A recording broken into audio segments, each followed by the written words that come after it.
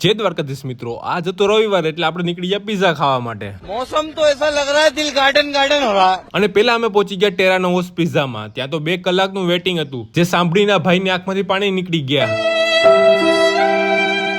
એટલે અમે અમારી 4 વ્હીલ કાઢીને પહોંચી ગયા માર્ટિનોઝ પિઝામાં। અને આ ભાઈ એની ગર્લફ્રેન્ડ સાથે બિઝી હતા। હજી તો મનાર માંડ્યા હતા તો અમુક નીકળવા માંડ્યા કે અમારે તો એકચ્યુઅલી ફોન આવી ગયો।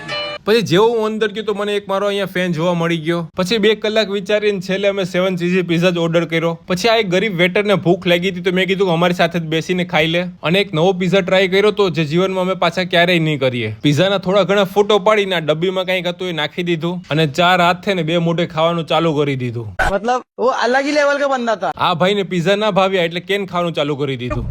फिर वही बात आ जाएगी जो गरीब हो ना आदमी।